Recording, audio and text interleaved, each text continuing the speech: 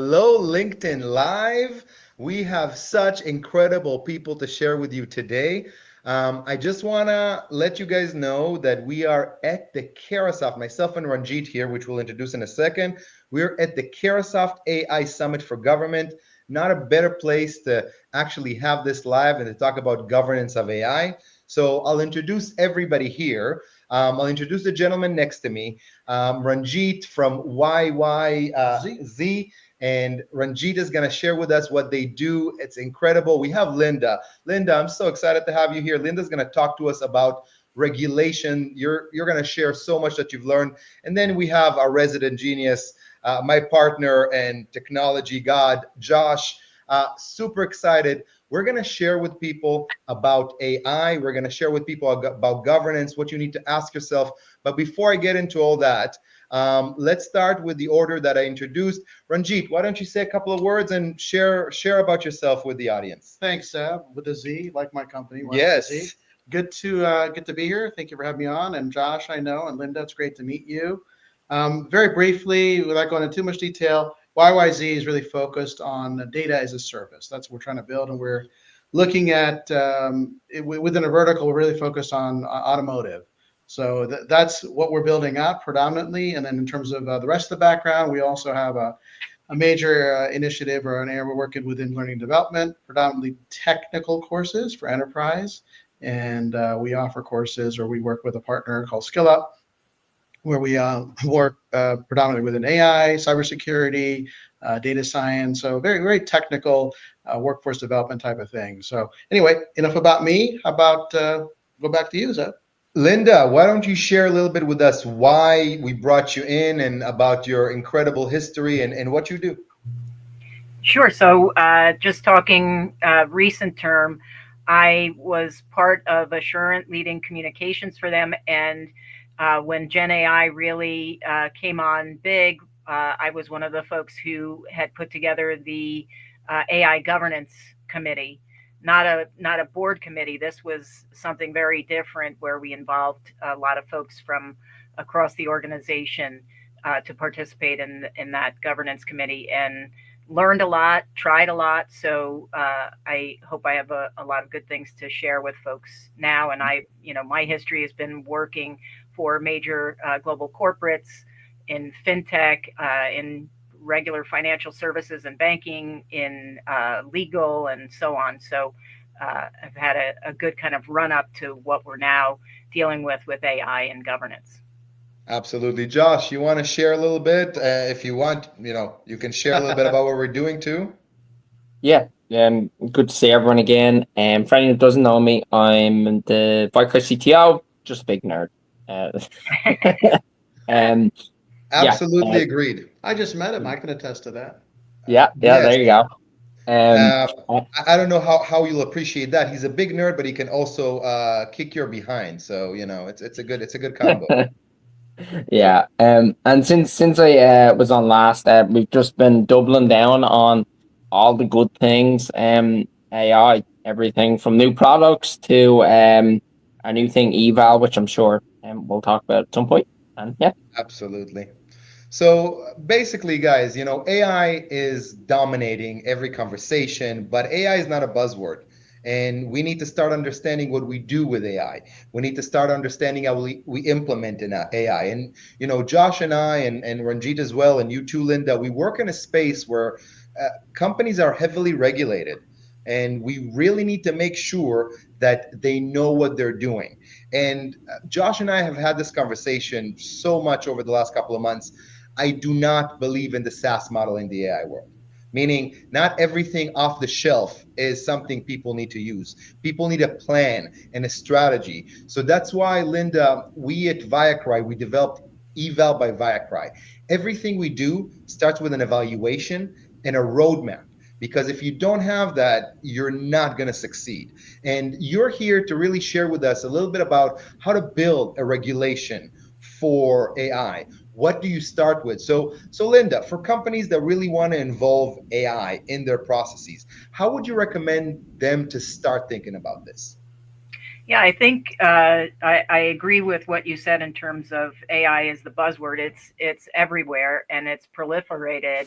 every corporation from, big to small and public to non. So I think that governance in this instance is really important, right? Because things are moving incredibly quickly, have been. It's at light speed, and it's involving every area of the organization. I think so many companies, when I'm old enough to know when technology really started to become called technology, and companies were implementing it. And not everybody in the organization was involved in technology, right? That was the IT guys, basically. And now AI is involved in every area of the organization. So I'm a communicator, very important to what I do for a living, right? But I think that what we have to really look at is how are we setting up a framework for governance that's going to help to cover off on and keep everyone safe, right? All of our key stakeholders, keeping them sound and understanding what's going on. What are we doing as an organization that involves AI, and what, as an employee, I might be able to do or not do, what our investors are understanding about our use of AI, right?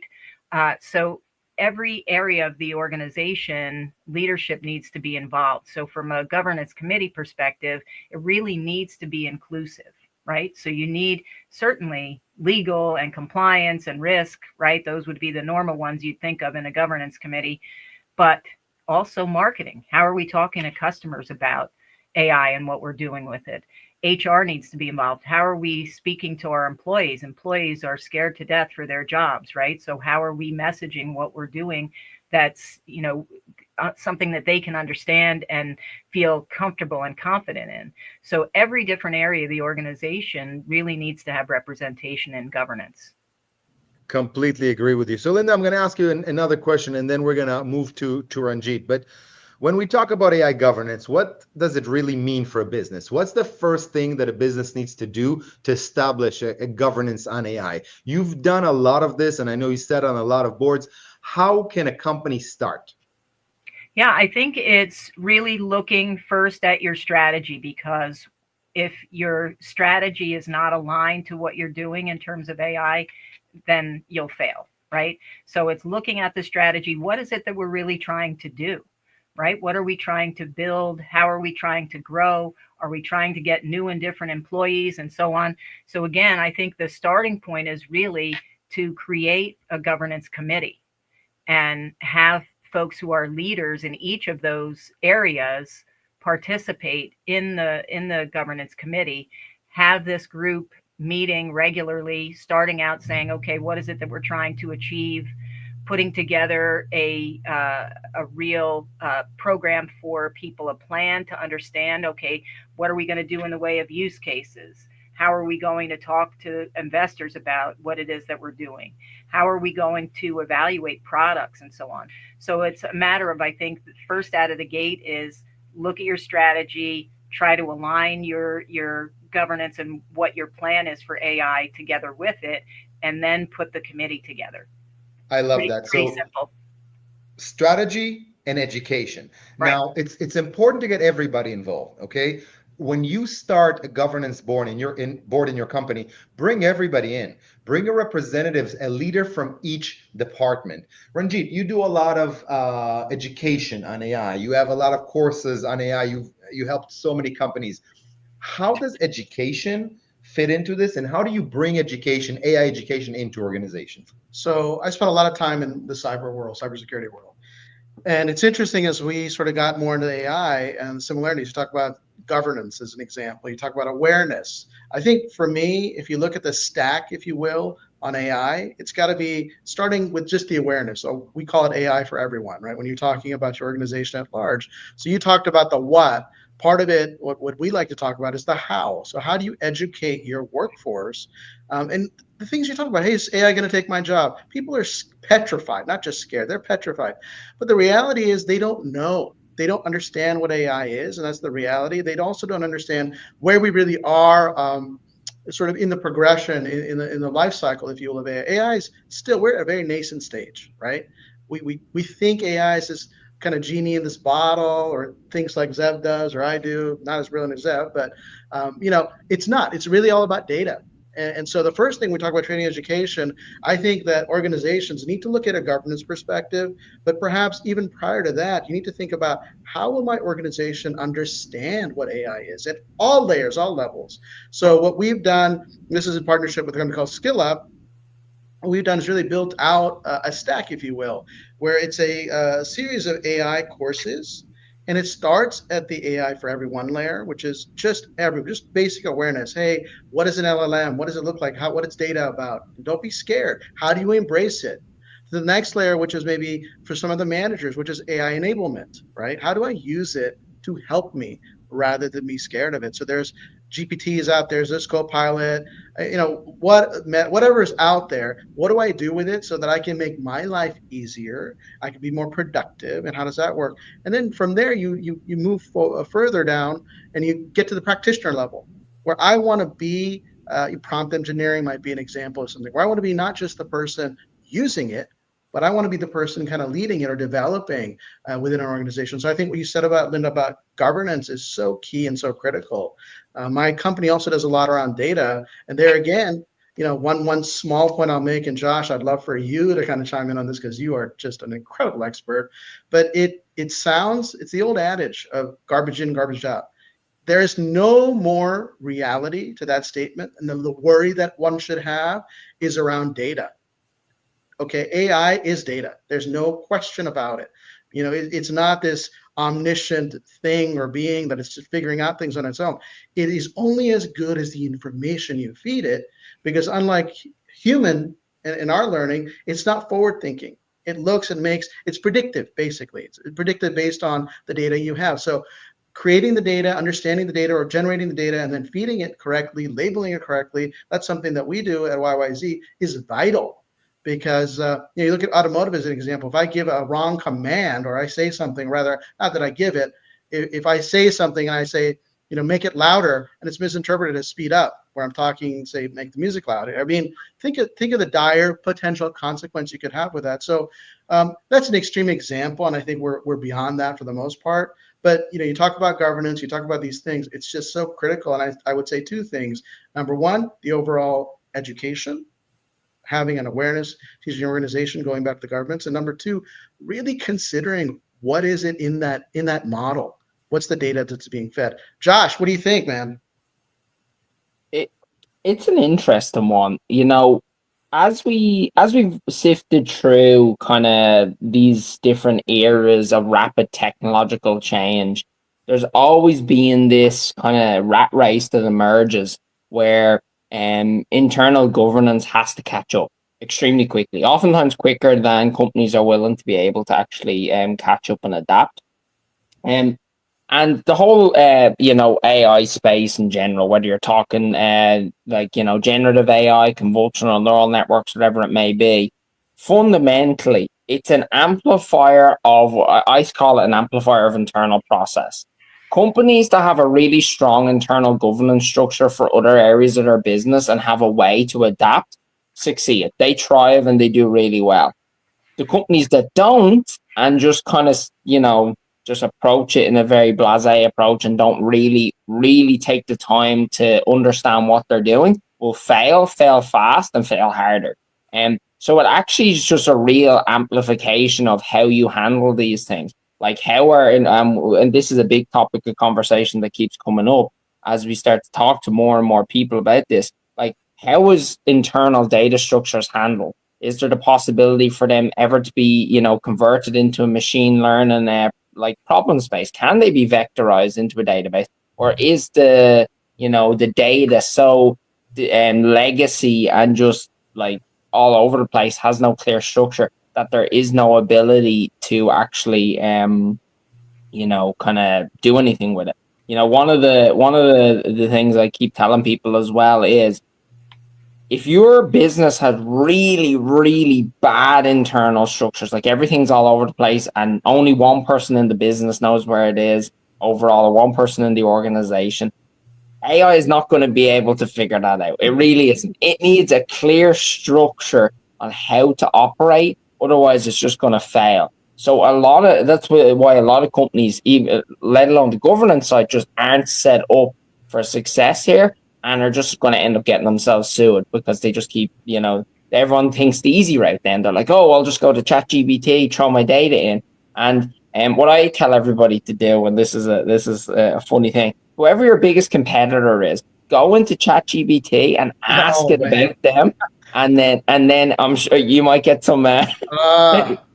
Josh, Yeah, I good love to- that. Just that's it. That's the data. And then, sorry, and I don't mean to hijack this, but just for a moment, I would love both of you to talk about that. Talk about like the data. We don't really, and that goes back to the awareness, understanding, right? We're feeding ChatGPT or Grok all sorts of information and data. Are we worried about it? Because for sure. We should be. Well, for sure, IBM is putting information out there, or somebody who's working for IBM is asking questions. And if you read the disclosures or you read like the terms of service, that data, guess what? It's going to Grok.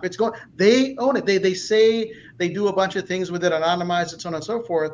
But I mean, that's a worry we're going to have. It's a worry that everybody needs to have. And whatever you put on ChatGPT, you got to understand it's not yours anymore. And Yep. every company needs to also understand that whether you have a governance or not, everybody's using ChatGPT for good, bad, and worse. So just understand this, that you are being vulnerable. Now, there is a question here, and we'll get back to our discussion right now. But Linda, I would love for you to take a stab at this. So Hamad is asking, for organization just considering AI adoption, what are the first 3 concrete steps you would recommend they take to build a foundational governance framework even before deploying AI model? And this is crucial. You have to have governance and a plan before you deploy it. Right. I would agree. Although I think the majority of companies out there have already been using AI and deploying AI before they have any kind of a governance framework around it, right? So again, I'll go back to, it starts with make sure you understand your business strategy and what you're trying to do, and marry that together with what is our AI strategy. And that might have to be written, right? Of what is it that we're doing, because oftentimes it'll come out of just, operations dealing with IT saying we want to improve our customer experience. And so we want to build X, Y, and Z. And, that's not necessarily a strategy, right? So you have to start up a bit higher before you get into what it is that you're doing. Then start to prioritize, right? I would say strategy first, prioritize would be second of what what it is that you're trying to do and build, right? And then pull together all of the critical people that need to be involved in things. Because I think if you don't do those 3 steps first, you're going to have a bit of the Wild West, right? Where I know in a lot of companies, talking to people where everyone is well-intentioned and say, for example, I'll give you one example that I know of where an assistant joined a Zoom meeting, used an AI, their responsibility was, okay, take notes for this meeting and redistribute them out to the team. They thought, oh, I saw this product, this great AI product, I'm going to attach it to the Zoom call, took notes, took the summary back, sent it out to everyone, but they also, that particular piece of AI software, attached on to everybody's email that was on that Zoom call. And then any further Zoom call that they have, it attached to those. And, on and on and on until it was caught and said, okay, we got to pull this back and take this off of everybody. People didn't realize it was put on their system, right?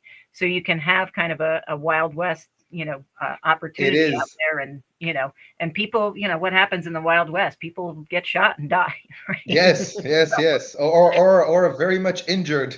Yeah. So I completely agree with you. And this is something, and Josh, I'm gonna get to you because Josh has been hitting me on the head. We've been developing so many AI products, so many AI tools to solve problems. And one of the biggest conversation over the last 6 months that Josh and we spent so much money and time and engineering to provide solutions we know can work, we know can solve problems. But what we're focusing right now, and Josh, I would love for you to dive into it, is we don't do anything and we don't develop any more tools before we evaluate either the department that needs the business, the function of what needs to happen, and create a plan.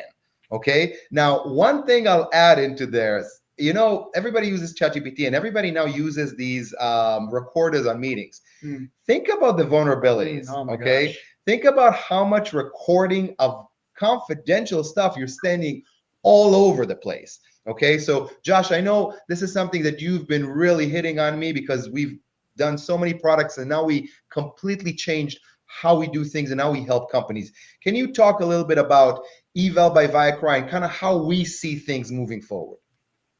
So, coming, as most of you know, I come from like enterprise software, entertainment space, mostly working with Fortune 100s. And when you're operating at an enterprise level, you have to think differently. And a lot of these companies just aren't ready to adopt AI. They just aren't in some way. There's too much risk. You don't know where it's going to land. There's no sort of internal policy right now, and there's no roadmap. Like, we've sat in front of plenty of people with really products that they want, but they say, you know what, can't do it. We don't know how to use this properly internally. We don't know what we don't know, and we don't know if we need it.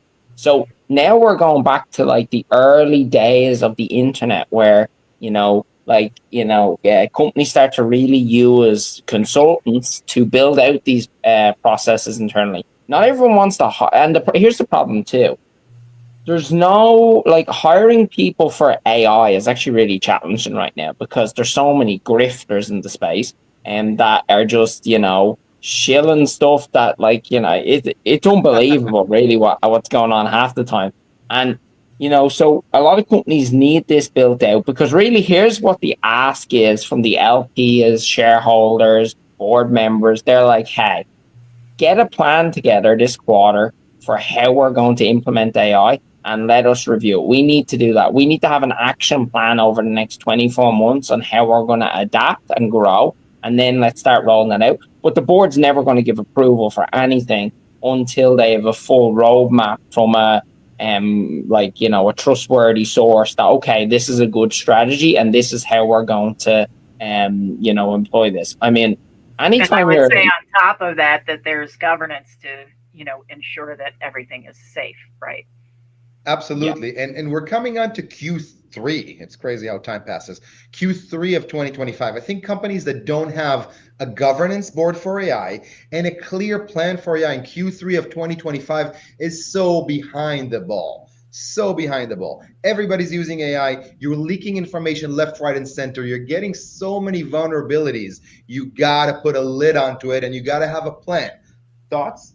No, 100%. But I'm curious, you talk about eval. Obviously, that's an evaluation of the organization and what you guys are saying. So, Linda, I'd love to hear, look, I can talk ad nauseum about what I do. And maybe it's interesting to some people, but to me, this is the crux of it, right? Where do you begin? So governance, and you begin with governance and evaluation, training and awareness. You make that determination based on these things. So how do you guys tie in with the governance, Zeb? And how does your product, the eval product, tie into that? I mean, tell me a little bit more about it. I've seen a peek of it, but I'd love to hear more. So Linda, what we do, and Josh will talk about it as well, we want to bring leaders of the departments and we want to bring them into putting an evaluation and a roadmap, where you're weak, where your vulnerabilities are, where the opportunities are, what you can do with AI, and then have a roadmap for the next 2 years of what you need to do. AI is not a magic stick. If anybody gets anything from what I'm saying today, is AI is not a magic stick. And if you treat it like that, you'll get to jail or get injured or die, right? So it's the Wild West and we need rules, okay? We need rules of combat. What can you do and what can't you do? And if you don't have that, everybody's gonna do everything. So is it like we think a SWAT? Is it like a SWAT to some extent? Josh, why don't you share a little bit more technically kind of what eval is and what we do? And there's 3 levels to this as well. Yeah, so essentially, fundamentally, to set some context, if anyone has familiar with the type of auditing that the likes of big BPOs do, like McKinsey or any of these firms, it's very similar to that for AI. Essentially, what it does is it stands for ethical validation of AI logic. Essentially, what the core pillars of it are is It's taken a multidisciplinary team from a bunch of different, expertise and backgrounds and auditing companies. So we're doing 5 main pillars. We're auditing the technical systems, the readiness for AI. Can your data be vectorized into a, vector database? Does it need to be changed? Is there new security policies? Is there the right framework in place there? And then we're looking at operational standard operation procedure reviews. How are staff members using AI? And do they need to be trained? What's the risk there? How is that going to be adapted? What's the governance structure internally on that side? And then from there, we move into risk and compliance, which is often the most important piece. How much of a hole could this blow in the side of the proverbial ship if it was to go wrong? And how much is that going to cost? And, how to prevent that. And that's keeping in mind, especially for European companies, like GDPR, then you've got CCPA and the EU AI Act. You got to keep them all in mind on how this operates. So that's another area that we evaluate. And then we have a whole section for governance and policy internally, like to act as like the I suppose the vanguard once this audit's completed. And the last one is we do an AI opportunity map, which essentially is we give people 5 to 7 high impact use cases and roadmaps for how they can start using different forms of AI now today and to change the business, and then a plan to implement that over the next month. So we do that. It materializes in like a 3 to 8 week intensive like auditing process. If anyone's ever got audited by the IRS, well then, you're well prepared. I have a lot of analogies, but they're probably not appropriate. Not appropriate For this one. Yeah, I know you well enough that they're not appropriate. Yeah. So, but then the output is this big report. It's probably 40, 60 pages long, like it's large, on how they can actually utilize it. And the core goal is then the department heads overall can take this to the board, can take this to the LPs and say, we're ready. We're ready, now unlock that 40 million in funding so we can actually go do it. Absolutely. Linda, you've worked with a lot of large organizations. Yep. And large organizations move a little bit differently. What challenges do you see when you're trying to align AI innovation with risk, compliance, and governance?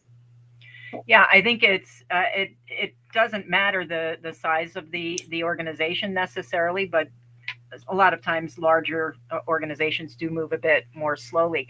I think the speed with which AI and specifically Gen AI have come on has really challenged folks in terms of keeping up with everything and really staying on top and trying to move forward, right? And kind of building the house while you're living in it, right? It's a very fluid opportunity. So I think, there again has to be this kind of healthy tension in a sense between what would be considered risk and opportunity or risk and innovation, right? Looking at the two of those things, there's always kind of a healthy battle between those two things, but you really need to look at, don't forget what the opportunity is, right? Because governance can always be the stop sign, no, don't, we're the doctor, no. But I think innovation is critical to keeping your business going, right? So they both have, in a sense, equal weights. And you need to really look at how you're going to go about this to make sure that you're doing it in a governance framework, right? In a governance wrapper, but that you're not slowing down innovation in any way. Right. I love big companies, and I'm gonna be a little controversial right here, and maybe you'll agree with me, maybe you'll not, but that's just been my experience. We work with amazing large companies that do amazing things, but a lot of times I feel like these executives, mid-high executives in these companies, they don't want to make decisions because decisions can get you in trouble. Decisions can do all. So if you don't make decisions, you maintain. This is not the time to not make decisions. This is the time to make decisions and move forward, or you're going to just be left behind, or you're going to get in trouble because everybody's going to use it. So this is something that I've been feeling. I know, Josh, you and I had many conversations about that. How are you feeling? How can we bring in leaders, Josh, to kind of work with us on this planning, governance, education. What is your take on it? So here's, and this is a very Wall Street answer, but no one's going to do anything until until someone's bored, and then their LPs above that kick them in the ass and say get it done, or here was the greatest incentive. I was talking to, I won't name the company, but I was talking to a very big company about 2 weeks ago. And they didn't do anything with AI. And then they called me and they said, Josh, we need to do all this stuff with AI. And I said, oh, is your compensation linked to AI now? And it was. So the second someone gets paid to do something, they will generally do it. It's actually amazing how that works. They don't? No, they're not doing anything. But when they do also do it, this is another important thing to keep in mind. They're not going to go with the mom and pop shops to get this done. They are going to take the lowest risk possible.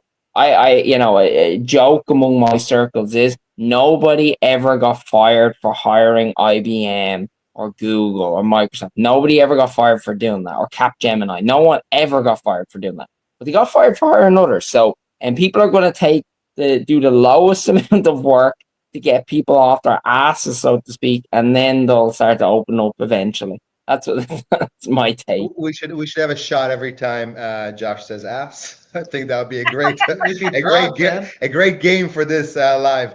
I agree with you 100%, and it has to come from the top, okay? Because from the bottom, the off-the-shelf tools, the stuff that will put you in jail will come from the bottom.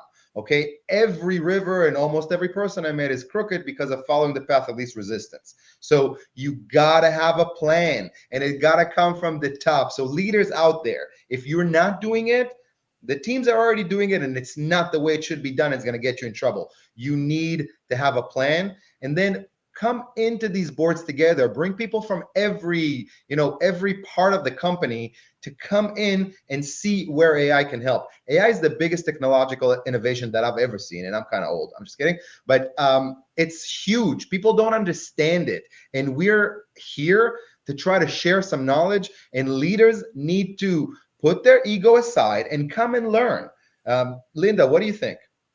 Yeah, no, absolutely. I think to what was said earlier, I think the education piece is really critical.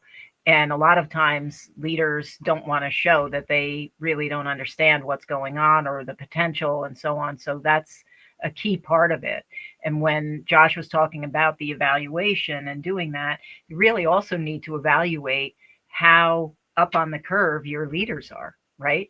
So that they truly are understanding not just what the risks are, but what the true potential is, and educating them on, what's the best way to go about something and why should you even do it, right?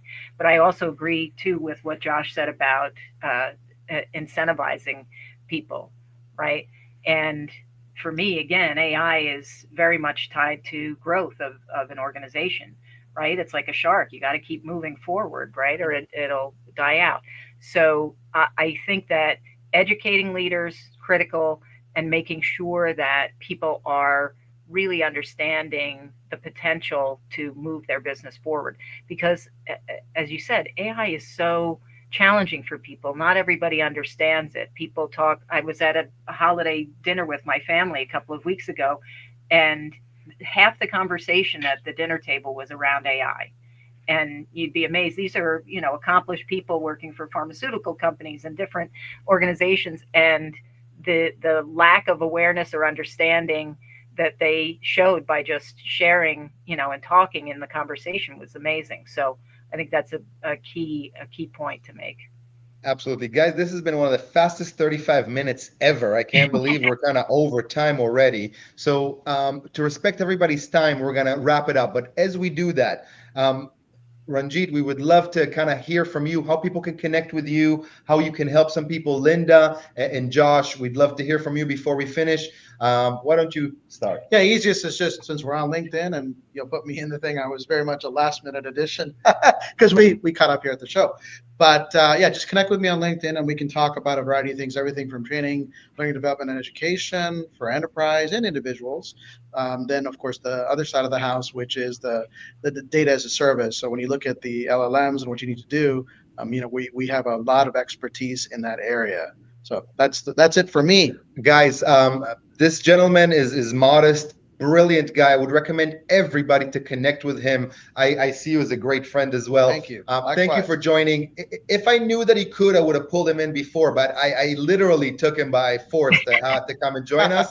And thank you for coming, My man. pleasure. Thank you. And I just echo the same thing. Go right back at you. Linda, how can people reach out to you and how do you help companies? Because you do so much. Sure. And I actually just signed on to consult with a company that's got a brand new AI model that looks at emotions, people's emotions in terms of decision making, and links that back to messaging. So it's a product offering really for marketing and comms folks to help them to, really get their messaging aligned from an AI perspective, but aligned through emotion. So it's a company called Brandthrow, and I'm very excited to be working with them. It's a brand new offering.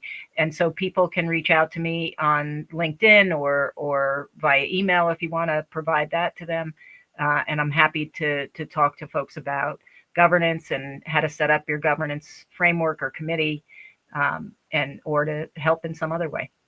Absolutely. Alan Gregerman, a wonderful author and speaker, one of the best in the business, just said that this was great. If you say this was great, thank you, my friend. You're amazing. So thank you. Josh, how can people reach out to you and how do you and ViaCry help companies?